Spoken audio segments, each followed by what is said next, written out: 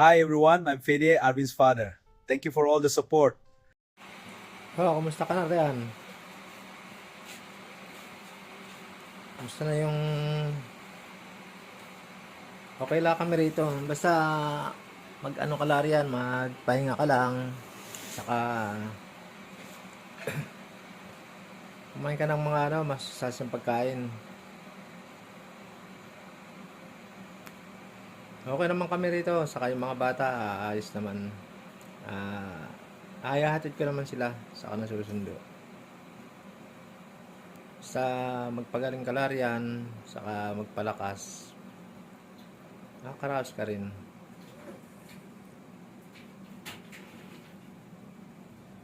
Sige na, babay na. Ingat lang palagi ha, ingat.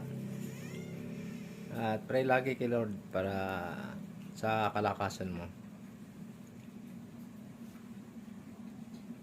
Hello everyone, I am the mother Arvin, and I am so happy to be a nanay baby. Good day po sa lahat ng bumubuo po ng Fierce Park dyan po sa Australia. Maraming salamat po sa sobrang na-appreciate namin na effort po ninyo para raise po ng pondo para sa aking anak sa kanyang kalagayan dyan na siya ay may cancer. Tunay na napakabuti ng Diyos at hinipo niya kayong samahan dyan na tulungan ang aking anak. Tunay na dalangin ko sa Panginoon ay lalo pang lumago, pagpalain ng Panginoon ang inyong samahan dyan upang maraming matulungan pa tulad ng pangangailangan ng aking anak. Maraming salamat po muli, Panginoon. Maraming salamat po sa inyo lahat. Thank you, Lord. Thank you, Jesus. Hello, anak. Kumusta ka na dyan? I hope and pray na okay ka lang dyan. Ang hirap mag-video eh. Pang-10 ko na to. tunay na nagpapasalamat ako sa Panginoon. Nagpapasalamat ako sa mga taong tumutulong, hinihipo ng Panginoon Diyos upang tulungan ka dyan sa kalagayan mo dyan. Na tunay na napakahirap na mag-isa, may sakit, nasa malayong bansa, anak. Tunay na batid ng Panginoon kung paano kami nagpapasalamat sa mga taong hinihipo ng Panginoon upang gabayan ka, tulungan ka dyan dahil tunay na ang Diyos ay mabuti. Huwag kang mag-alala, anak. Pagsubok lang yan, lilipas din. Kung ano man ang sabihin ng doktor na ganon, makinig ka sa sasabihin ng Diyos sa'yo. Basta patuloy lang ang pagtitiwala at pag-asa sa Panginoon. At patuloy na nawa anak ay makilala mo pa ng lubusan ng ating Diyos. Tunay na sa buhay, nagpapala, hindi nagpapabaya, at nagpapagaling kahit anuman sakit, anak. Hanggang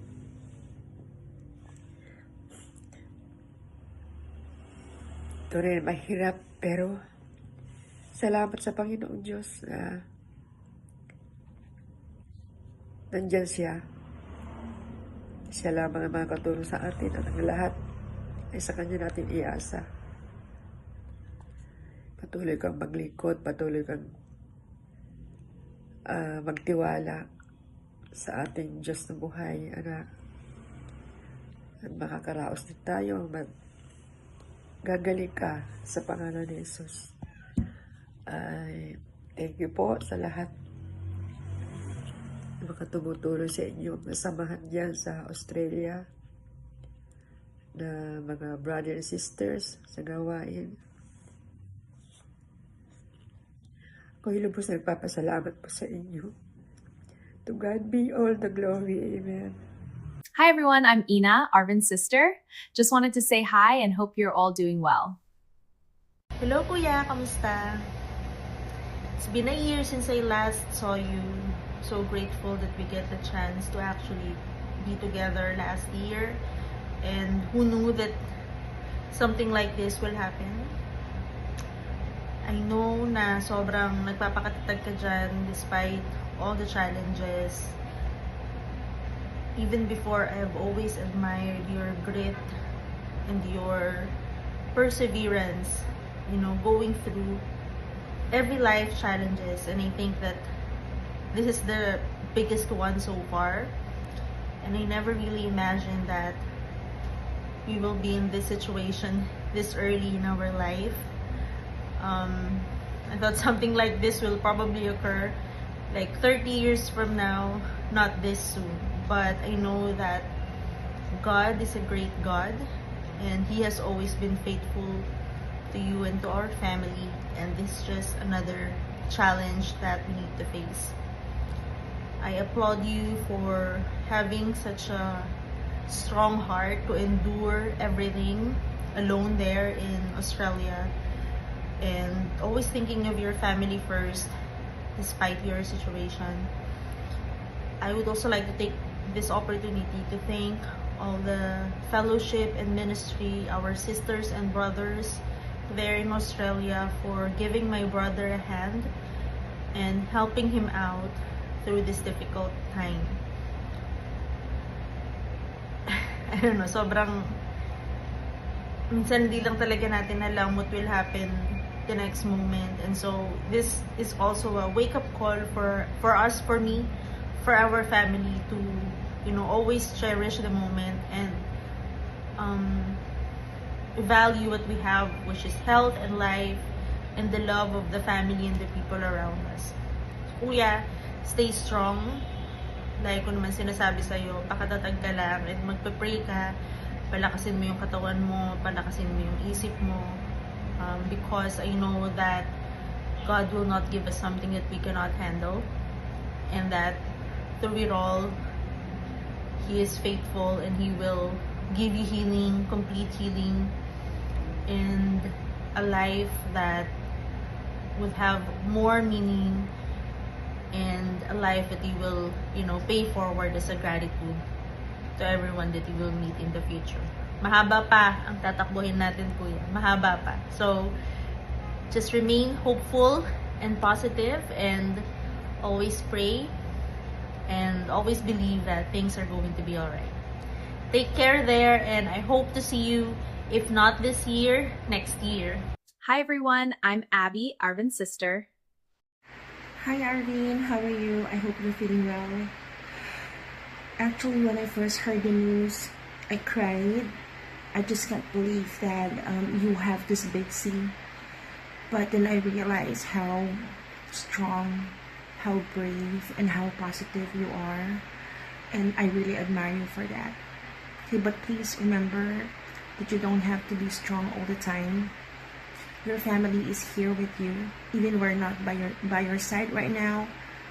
We want you to know that we're here, fighting with you, praying with you. We're praying for you every day that you will survive this. You will defeat this illness. This illness is small. Our God is big. He's huge.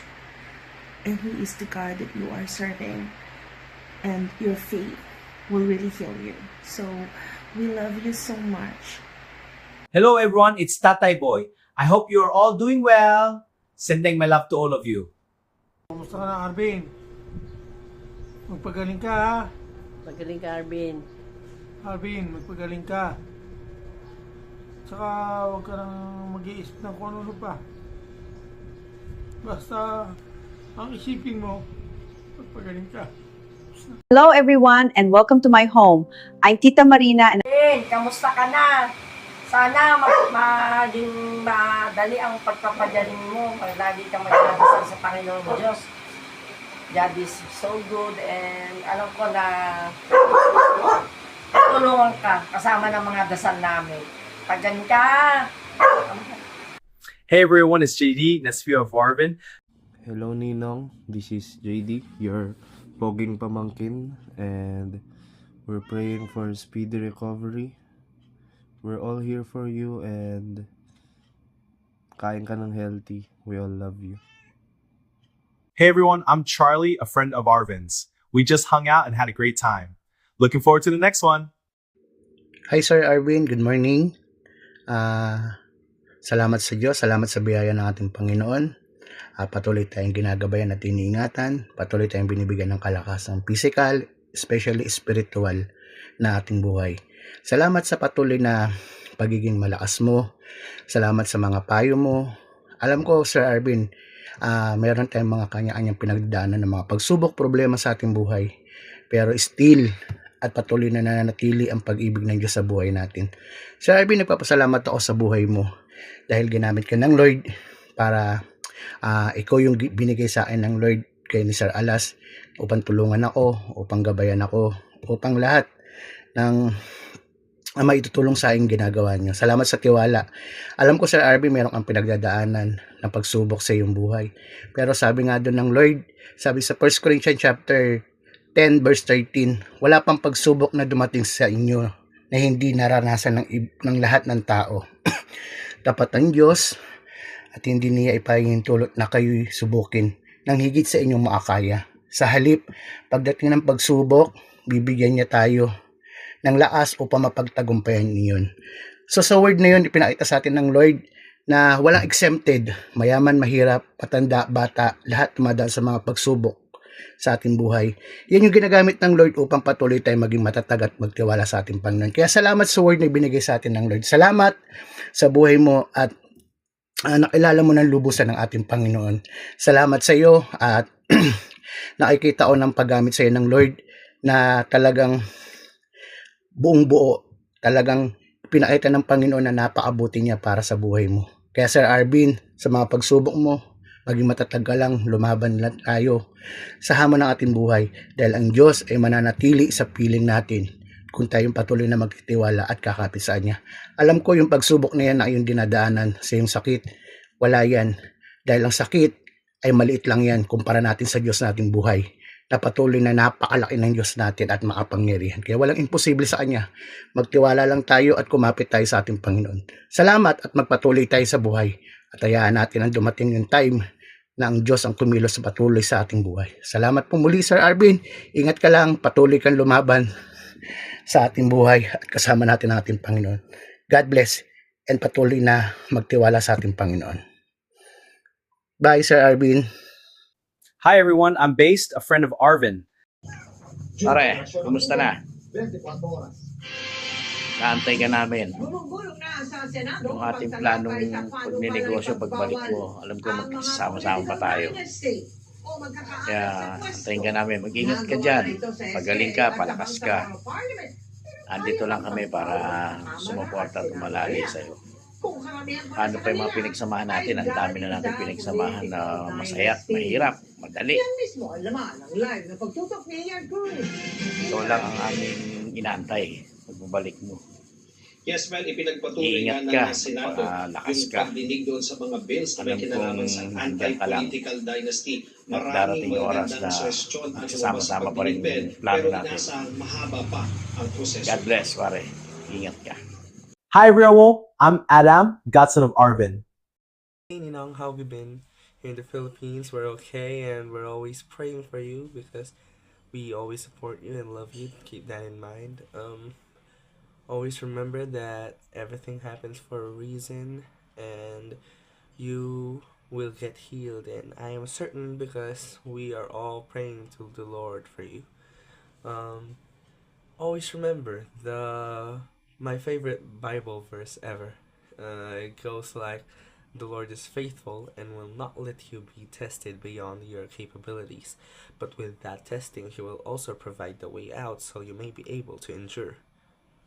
Means that I'm sure the Lord might be giving us challenges, but I'm sure that He will also give us the solution and the problem will be solved ultimately because the Lord is there to help us. Always remember that, Nino. Stay safe. Love you. Get well soon. Hey everyone, it's Matt, the son of Arvin. Pa, kumusta pa? I love you pa. Pahingat ka dyan lagi pa. Pagaling ka lang pa. Lagi ka dyan pa iingat pa. Lagi mo pa Alala pa na pinagpapayayan ka namin pa dito pa. Love you pa. Palagi ka pray pa para makapagpagaling ka pa. Love you. Hey everyone, I'm Jacob, the son of Arvin. Nice to meet you all. Hope you're having a great day. Paano pa? Pagaling ka dyan pa. Lagi ka mag-pray. Mahal ka namin. Love you. My name is Gabe, son of Arvin. Thank you for all your support to my dad. Pa, I miss you and I love you. I hope the procedure goes well with your cancer, even though I don't know how the procedure works, and I'll try my best to succeed in everything that I'm gonna try to achieve as your eldest son. Thank you, and I love you. Hi everyone, I'm Raquel, Arugang's wife. Thank you for all your support to my husband. God bless you all. Hello, Papa. Kamusta ka na? Alam ko kakausap lang natin kanina. Hindi mo alam tong nagbibideo kami. Basta heart, mag-pray lang tayo lagi. Hindi tayo pababayaan ni Lord. Ang dami na nating pagsubok na pinagdaanan. Hindi pa tayo mag-asawa, wala pa tayong anak. May mabigat na tayong pinagdaanan, pero nalagpasan naman natin yun. Kaya alam ko mas malalagpasan natin to kasi lagi naman nandyan si Lord sa atin. Hindi niya tayo pababayaan. Kaya kapit lang kay Lord.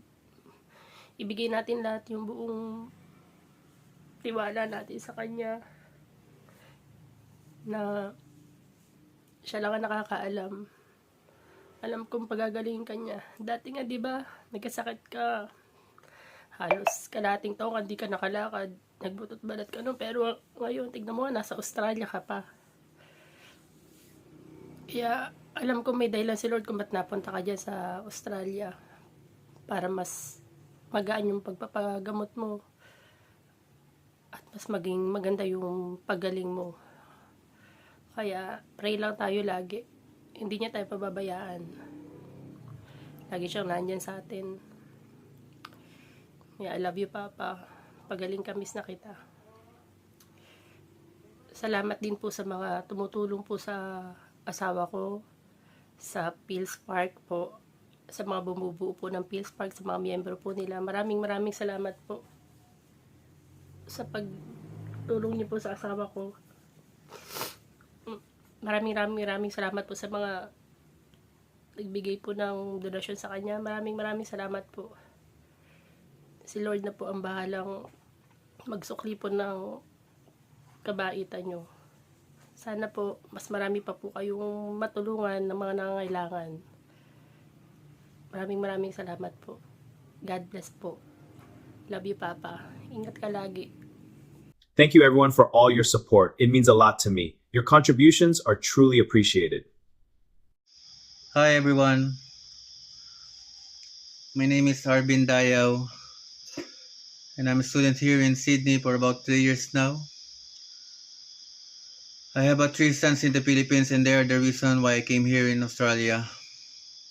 For them to have a better future.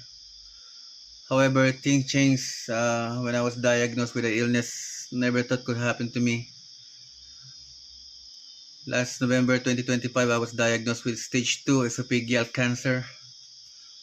And from that moment, everything in my life changed. Para bang nag-shutdown ang lahat para sa akin. That time, naisip ko paano na yung pamilya ko, paano na yung pag-aaral ng mga anak ko. And then I realized I have a bigger problem. I'm living here alone in Australia. I have no relatives here. That's why pumasok sa isip ko paano na yung susuportahan ko yung sarili ko dito. Paano na yung weekly rent ko, paano yung tuition fee ko, paano na yung pagkain ko, yung daily expenses ko. Kasi sa ngayon hindi ako capable mag-work.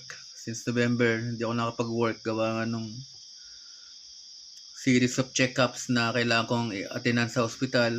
At ito nga, recently last December, I started doing chemotherapy session. And it's done every 2 weeks. That's why halos wala akong time to recover and to work. dahil sobrang iksi nung pagitan ng chemo session. Alam naman natin ang hirap na dinadanas ng mga student visa holder dito sa Australia. Sa mga katulad namin na ngayon pala nagsisimulang hanapin yung swerte at magandang buhay dito sa Australia. At idagdag mo pa na magkaroon ka ng chronic disease is too much. Kaya that time medyo talagang last November medyo talagang sobrang depressed ako. Sobrang depressed na para bang nawalan na ako ng pag-asa at gusto ko nang umuwi na lang ng Pilipinas at doon na lang antayin yung oras ko.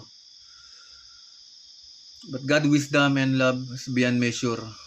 When I surrender everything to God, everything that I was going through, things slowly become clear to me. And He allowed me to meet certain people with open hearts who were willing to help and support me.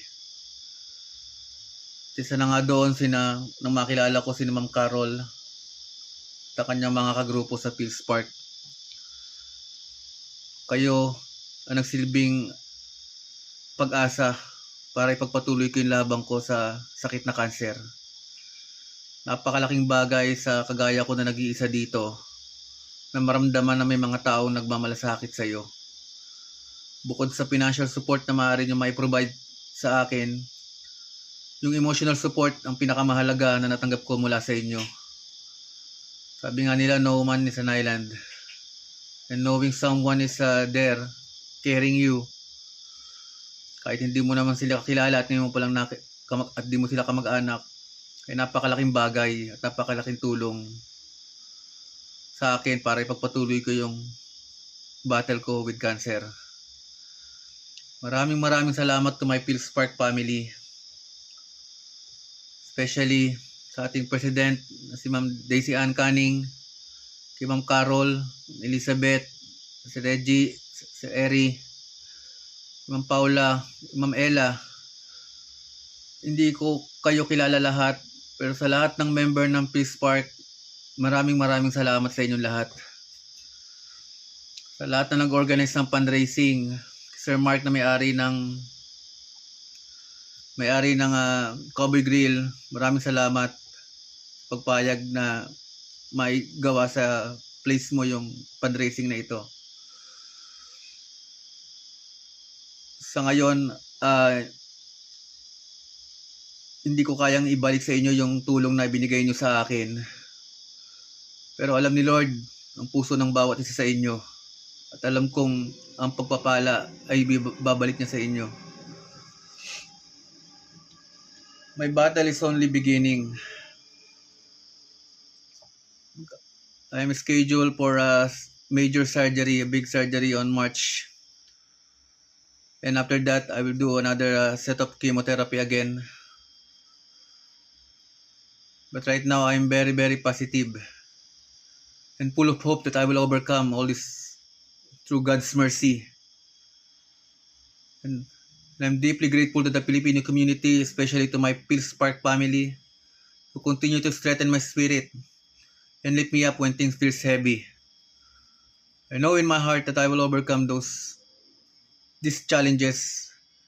And one day, when this battle is over, I hope to become an instrument of hope and help for others who are facing the same fight like me. Muli, sa lahat ng bumubuo ng Phil's Park, sa lahat ng member nito na nagtulong-tulong para maging posible ang fundraising na ito at nag-abot ng tulong para sa akin, taos puso po ako nagpapasalamat sa inyo. Maraming salamat. Hindi nyo lang alam kung ganong kalaking lakas ang loob ang binigay nyo sa akin para ipagpatuloy itong laban na to. Thank you so much and God bless everyone. Thank you. Please join us for a fundraising lunch to support Arvin Dayal. Every dollar counts. Bring hope to his life.